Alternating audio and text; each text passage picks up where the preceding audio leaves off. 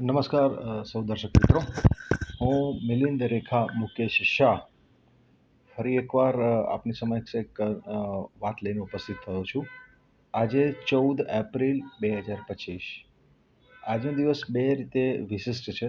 એક તો અ, આદરણીય શ્રી બાબા સાહેબ આંબેડકર સાહેબની જન્મજયંતિ છે. એ સિવાય આજના દિવસે બોમ્બે ડોકયાર્ડમાં 1944 અથવા તો 1948માં એક ભયંકર આગ લાગી હતી. એમાં 66 ફાયર ફાઇટર્સ એ આગને બુઝાવતા બુઝાવતા શહીદ થઈ ગયા હતા. એની યાદમાં, એ શહીદીની યાદમાં નેશનલ ફાયર સર્વિસ ડે આખા ભારત વર્ષમાં ઉજવાય છે. એ સંદર્ભે આજે મારે બે અગત્યની જાહેરાત કરવા માટે આપ સૌ સમક્ષ ઉપસ્થિત થયો છું. સૌથી પહેલાં તો આજે અમે એક વિચાર મંચની રચના કરવા જઈ રહ્યા છીએ.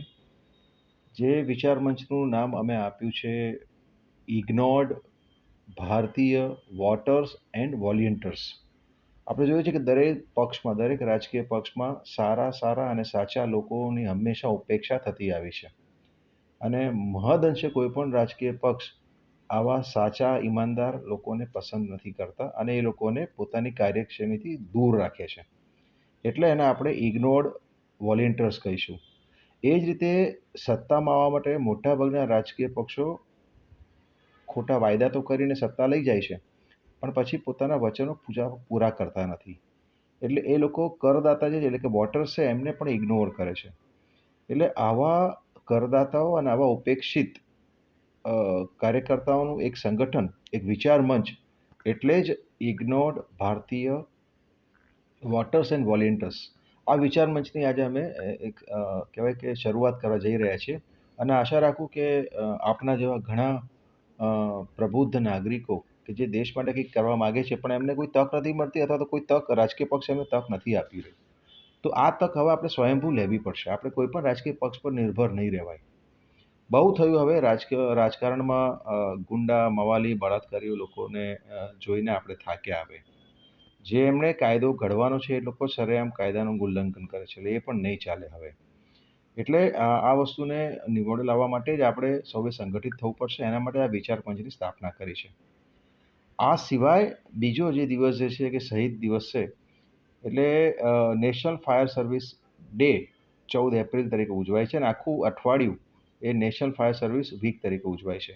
તો આજે પણ એક બીજી મહત્ત્વની જાહેરાત કરવી છે કે અમે લગભગ 21 જુલાઈ 2023ના રોજ ગુજરાત સરકારશ્રીને ગુજરાત રાજ્યમાં કથળતી જતી ફાયર સેફ્ટીની પરિસ્થિતિ વિશે 88 પાનાનો અહેવાલ આપ્યો હતો વિસ્તૃત. પણ એ અહેવાલ પર કશું જ કામ આજ દિન સુધી નક્કર થયું નથી. અને 2019થી લઈને અત્યાર સુધી સતત ગુજરાતમાં એવા આગના ગમખ્વાર બનાવો બનતા જાય છે, માર્ગ અકસ્માતમાં ગમખ્વાર બનાવો બનતા જાય છે, જેની અ, પીડિતોની સંખ્યા, જે મૃત્યુ પામેલા લોકો સંખ્યા મિનિમમ 10થી શરૂ કરીને 35-40 સુધી પહોંચતી હોય છે. મોરબીમાં તો જે પુલકાંડ થયો એમાં તો 136 કે 134 લોકો શહીદ થઈ ગયા હતા. એટલે હવે આપણે સ્વયંભૂ નાગરિક તરીકે આપણે વિચારવું પડશે કે આપણી સુરક્ષા આપણા હાથોમાં નથી તો કોના હાથમાં છે. સરકાર સદંતર ઉપેક્ષા કરી રહી છે નાગરિકોની સલામતીની અને જાનમાલની. આપણે વિકસિત ભારત તો બનાવવું છે, પણ રાષ્ટ્રના નાગરિકોની સુરક્ષા નથી જાળવી શકતા, તો એ વિકસિત ભારત કઈ રીતે બનશે? એટલે આજે ગુજરાત સરકારને આજે અમે એક 15 પોઈન્ટનો એક વિસ્તૃત બીજો અહેવાલ અમે તૈયાર કરીને આપ્યો છે. મીડિયાના માધ્યમથી અમે મુખ્યમંત્રી સુધી અમે આ અહેવાલને લઈ જઈ રહ્યા છીએ અને અમે પોતે પણ મુખ્યમંત્રી સાહેબને રૂબરૂ ફરી એકવાર અમે મળવાની કોશિશ કરીશું. જ્યાં સુધી નથી મળતો ત્યાં સુધી આ અહેવાલ મારા ફેસબુકના વોલ પર અવેલેબલ હશે. એ અહેવાલ અંતર્ગત મારે મુખ્યમંત્રી સાહેબને વિનંતી કરવી કરબદ્ધ, અને મારી સાથે જેટલા પણ પીડિત પરિવારો છે બધા આની કરબદ્ધ વિનંતી કરશે કે સાહેબ હવે બહુ થયું, નક્કર પગલાં લો.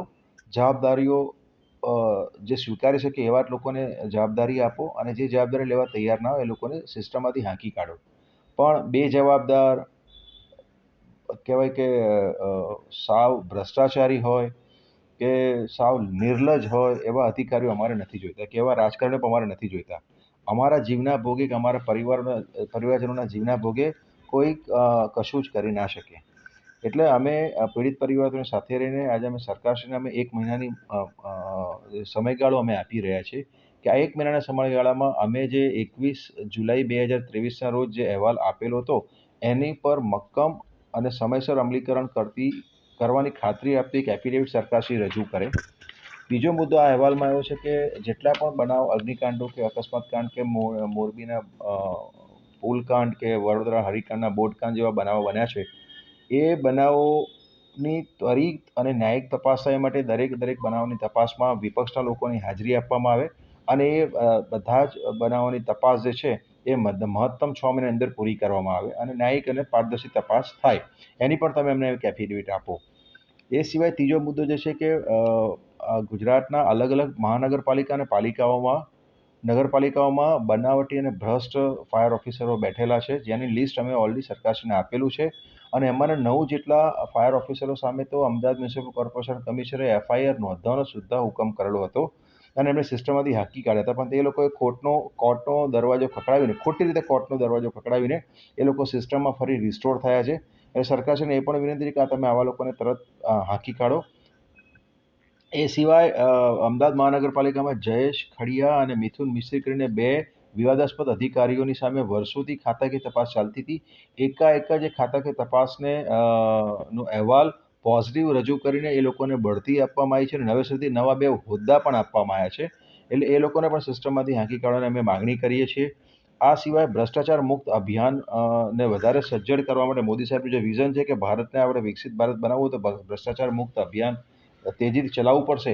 એ અંતર્ગત જે એસીબી છે, એસીબીને પણ પારદર્શિતાના બેનર નીચે લાવવું પડશે. એની સામે આરટીઆઈ થઈ શકતી નથી. એની સામેની ફરિયાદીને કોઈ વિગતો ટાઈમસર મળતી નથી. હું પોતે પણ એક ફરિયાદી છું. મેં 3 જેટલા અધિકારીઓ અને કર્મચારીઓ સામે એસીબીમાં ફરિયાદ નોંધાયેલી છે, પણ પારદર્શિતા જળવાતી નથી. ફરિયાદીને એસીબી રક્ષણ તો પૂરું પાડે છે, પણ આજે જે ફરિયાદીના કહેવાથી તમે જે તે આરોપીને ત્યાં રેડ કરો છો, એ ફરિયાદીને તમે ગેરહાજર રાખીને ત્યાં રેડ કરો છો અને રેડમાં પછી એવું કહેવામાં આવે છે કે અહીંથી કશું મળ્યું નથી. એટલે આ પણ ના હોવું જોઈએ. એટલે અને એ મિલકતો આરોપીઓની લાંચમાં પકડાયેલા આરોપીઓની મિલકતો વેચીને એમાંથી પણ અમુક ઇનામ ફરિયાદીને મળવું જોઈએ, એવી અમારી સરકારશ્રી સમક્ષ માંગ છે. આ સિવાય ગુજરાત રાજ્યમાં આગ અકસ્માતો, માર્ગ અકસ્માતો અને અન્ય અકસ્માતોથી લોકોને સુરક્ષા આપવા માટે જવાબદારી લઈ શકે તેવા લોકોનું એક મંત્રાલય, અલગથી સુરક્ષા મંત્રાલય ઊભું કરવાની અમે માંગ કરીએ છીએ અને એમાં સરકારશ્રીને વિનંતી કે તમે એવા લોકોને જ રાખો કે જે જવાબદારી લઈ શકે કોઈ પણ બનાવની અને પહેલાં તો આવા બનાવો બનતા અટકાવી શકે એવા સક્ષમ અને અનુભવી લોકોને તમારે આ મંત્રાલયમાં રાખવા જોઈએ. અમે સરકારને માંગ કરીએ છીએ. એ સિવાય સરકારને અમે વિનંતી કરીએ છીએ કે તમે આવા માર્ગ અકસ્માત અને આગ અકસ્માતોથી સુરક્ષિત રાખવા માટે, નાગરિકોને સુરક્ષિત રાખવા માટેની એક નીતિ જાહેર કરે ચોક્કસ પ્રમાણે. અત્યાર સુધી એવી કોઈ નીતિ જાહેર થયેલી નથી. આ સિવાય ફાયર વિભાગ કે અન્ય કોઈપણ વિભાગમાં કોઈપણ સાધનોની ખરીદી કરવી હોય તો ખરીદીની કમિટીમાં પણ તમારે વિપક્ષના લોકોને રાખવા જોઈએ, જેથી કરીને નિષ્પક્ષ અને ન્યાયિક અને પારદર્શિત ખરીદી થાય. એમાં કોઈપણ પ્રકારના ભ્રષ્ટાચારને આપણે રોકી શકીએ. એ સિવાય આખા ગુજરાત રાજ્યમાં અલગ-અલગ નિયમોથી ફાયર વિભાગનું સંચાલન થાય છે. એને પણ અટકાવવું પડશે. આખા ગુજરાતમાં, સમગ્ર ગુજરાતમાં એક જ નિયમોથી ભરતી થવી જોઈએ, એક જ નિયમોથી પગારના ધારાધોરણો થવા જોઈએ. આજે એવું છે કે સુરત અને વડોદરામાં 8 કલાકની મુદત છે, 8 કલાકની ડ્યુટી છે, તો અમદાવાદમાં 24 કલાકની ડ્યુટીથી ફાયર ઓફિસરો જોડે, ફાયર કર્મચારીઓ જોડે કામ લેવામાં આવે છે. આ પણ ગેરવ્યાજબી છે, ગેરકાનૂની છે. એટલે 8 કલાકની ડ્યુટી સુનિશ્ચિત કરવામાં એવી પણ અમે માગણી કરીએ છીએ.